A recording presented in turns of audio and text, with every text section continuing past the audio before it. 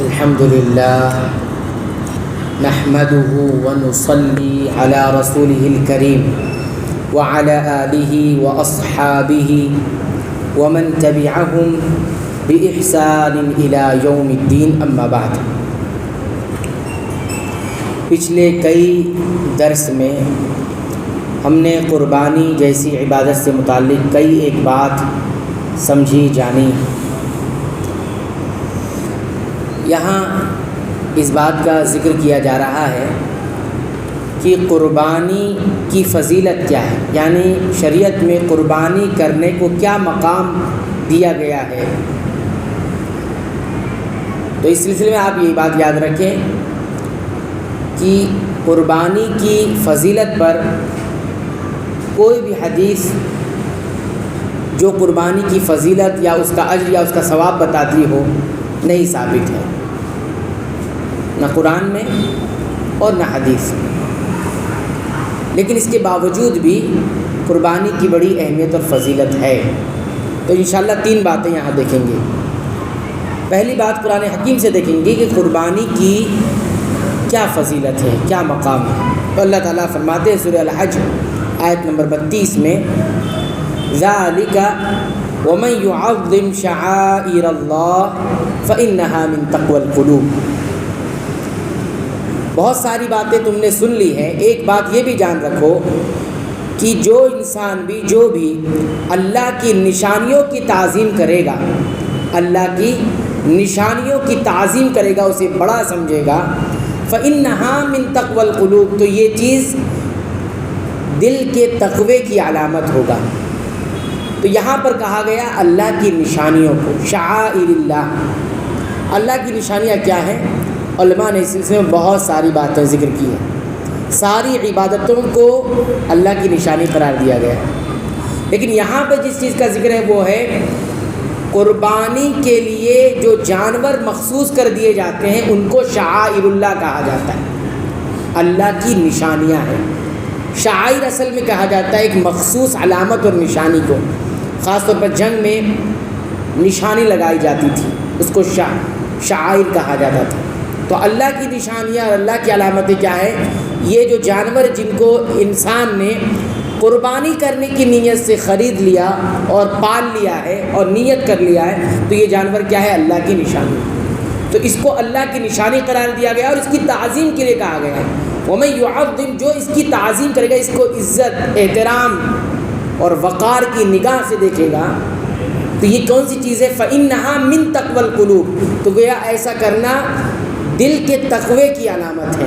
دل میں جس کے تقوی ہوگا وہی اس کو قدر کی نگاہ سے دیکھے گا، تعظیم کی نگاہ سے دیکھے گا اور اسے بڑا سمجھے گا۔ اور کیا ہے اس میں؟ دیکھیے ہم نے کیا کیا، محنت کی، مال کمایا اور اس مال کو جا کے خرچ کیا اور کیا لے آئے؟ جانور لے آئے، مختلف قسم کے جو شریعت میں جن کی قربانی جائز ہے۔ لیکن جان دینے والا اصل کون ہے یہاں پر؟ جس کی جان جا رہی ہے وہ کون ہے؟ وہ جانور ہے، وہ چوپایا ہے، وہ جان دے رہا ہے۔ حالانکہ ہم اس پر خرچ کر رہے ہیں لیکن جان وہ دے رہا ہے، اس لیے اس کو کہا گیا کہ اللہ کے قریب ہونے کے لیے اپنی جان دے رہا ہے، اس لیے کیا ہے؟ شعائر اللہ۔ یہ قربانی کی فضیلت ہے۔ اور پھر یہ یاد دلاتی ہے کہ یہی وقت تھا، یہی ایسا ہی سچویشن تھی، لیکن یہاں منظر بدلا ہوا تھا، شخصیتیں بدلی ہوئی تھی۔ ایک باپ تھا اور ایک بیٹا تھا۔ بیٹا اللہ سے قریب ہونے کے لیے اپنی جان دینے کے لیے تیار تھا، باپ اللہ سے قریب ہونے کے لیے اپنی محبت قربان کرنے کے لیے تیار تھا، اپنے بڑھاپے کے سہارے کو قربان کرنے کے لیے تیار تھے۔ یہ منظر تھا وہاں۔ یہ کتنی عظیم منظر ہوگا کہ دونوں جو ہے، اور اللہ تعالیٰ نے ان کی محبتوں کو جس انداز میں بیان کیا ہے، واقعی اگر صاحب ایمان ان آیات کو پڑھے گا تو دل جو ہے ایسے کہتے ہیں نا پسیج جائے گا۔ فَلَمَّا أَسْلَمَا وَتَلَّهُ لِلْجَبِينِ، بہت پیارا جملہ ہے۔ جب دونوں نے سرنڈر کر دیا، فَلَمَّا أَسْلَمَا، ایک باپ ہونے کی حیثیت سے، ایک بیٹے ہونے کی حیثیت سے، دونوں نے اپنے آپ کو چکا دیا تھا۔ ایک محبت قربان کرنے چلا تھا، ایک اپنی جان دینے چلا تھا۔ تو فلما اسلما وتلہ للجبین، یعنی انسان اپنی جان دے رہا ہے، یہ کتنی عظیم چیز ہے۔ تو وہ جانور بھی جو قربانی کے لیے مخصوص کر دیا جاتا ہے اور قربانی کی نیت سے لے لیا جاتا ہے، اس کی بڑی عزت ہونی چاہیے، بڑا احترام اس کا۔ احترام کا مطلب یہ نہیں کہ اس کے لیے آپ کچھ بھی کرنے لگے، کچھ رسم نکال لیں، ایسا نہیں، بلکہ اس کی عزت، اس کو قدر کی نگاہ سے دیکھو کہ یہ ایک انسان کی قربانی کی جگہ پر اپنے آپ کو قربان کرنا، اور یہ دل کا تقویٰ ہے۔ یہ پہلی بات ہوگی۔ دوسری بات دیکھیے قربانی کی فضیلت پر، وہ یہ ہے کہ اللہ کے رسول صلی اللہ علیہ وسلم نے فرمایا جو قربانی کرتا ہے نماز کے بعد جانور ذبح کرتا ہے تو وہ ایک عبادت مکمل کر لیتا ہے اور ساتھ ہی ساتھ مسلمانوں کی سنت تک پہنچ جاتا ہے۔ تو اس میں دو بات ہیں، ایک تو وہ ایک مستقل ایک عبادت پوری کرتا ہے، تو قربانی کرنا مستقل عبادت ہے، اور عبادت کا خود ایک ہونا ایک بڑی چیز ہے۔ عبادت کا ہونا خود ایک بڑی چیز ہے۔ عبادت مطلب کیا ہے؟ انسان اپنے آپ کو سرنڈر کر دیا، یہ مطلب ہے۔ تو اس نے قربانی کیا، اس کی الگ سے کوئی فضیلت ہمیں نہیں مل رہی ہے، لیکن مستقل ایک عبادت اس کو قرار دیا گیا ہے، اور مسلمانوں کی سنت، اسلام کی بنیاد ہے۔ یہ کیا ہے؟ اسلام کی گویا ایک بنیاد ہے، مسلمانوں کا ایک طریقہ ہے، ایک شعار ہے، ایک پہچان ہے۔ اگر یہ نہیں رہے گا، امام ابن تیمیہ رحمۃ اللہ علیہ نے کہا کہ 60 سالوں میں حج ترک کر دیا جائے گا، چھوڑ دیا جائے گا۔ اگر قربانی چھوڑ دی گئی تو یہ اس سے بڑا مسئلہ ہو جائے گا۔ سمجھ رہے آپ بات؟ حج اگر چھوٹتا ہے کچھ سالوں میں، حج نہیں ہوا، حج اصل میں فرض کفایہ ہے، فرض کفایہ ہے ایک اعتبار سے کہ وہ ہوگا اور ہوتا رہے گا، لیکن قربانی اگر چھوٹ گئی، مسلمانوں نے قربانی اگر کرنا چھوڑ دیا تو یہ بہت بڑا مسئلہ بن جائے گا، دنیا میں بہت بڑا مسئلہ بن جائے گا۔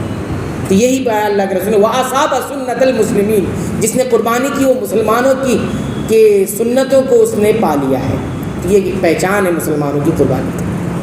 تیسری اور آخری بات کہہ کر بات مکمل کرتے وہ یہ ہے، اللہ کے لیے ذبح کرنا اور اس سے قریب ہونے کے لیے عبادت کرنا، یہ بہت عظیم عبادت ہے اور اللہ کی ایک بہت بڑی اور مقدس اور باعزت عبادت ہے۔ آپ دیکھیں گے اللہ تعالیٰ نے اس قربانی کو ایک بڑی عبادت کے ساتھ ذکر کیا، جہاں بھی دیکھیں گے۔ دیکھیے آپ، قربانی سے پہلے نماز کا ذکر ہے، فَصَلِّ لِرَبِّكَ وَانْحَرْ، اپنے رب کے لیے نماز ادا کرو اور اپنے رب کے لیے قربانی کرو۔ تو قربانی کو کس کے ساتھ ذکر کیا ہے؟ نماز کے ساتھ۔ تو بڑی عبادت ہے، جبھی تو بڑی عبادت کے ساتھ کو ذکر کیا۔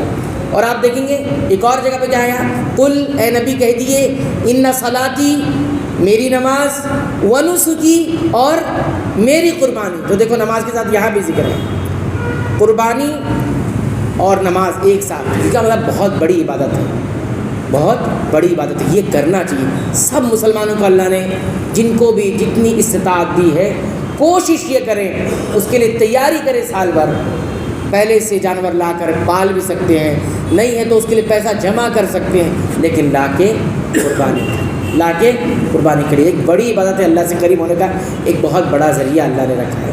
تو یہ 3 باتیں ہیں جو ہم یہ بتاتی ہے کہ قربانی کی یہ فضیلت ہے کہ یہ کتنی بڑی بات ہے۔ اللہ تعالیٰ سے دعا ہے رب العالمین تو ہمیں اس جیسی عبادت کو انجام دینے کی توفیق عطا فرما۔ اللہ سب کو استطاعت دے کہ وہ اس قربانی کو کرے، استطاعت کے بعد توفیق دے کہ وہ قربانی کرے۔ اللہ تعالیٰ ہمیں تمام عبادتوں کو سنت کے مطابق ادا کرنے کی توفیق عطا فرما۔ اے اللہ تو ہمیں بخش دے، ہمارے والدین کو بخش دے، تمام مسلمانوں کو، مومنوں کو، اہل توحید کی مغفرت فرما، آمین۔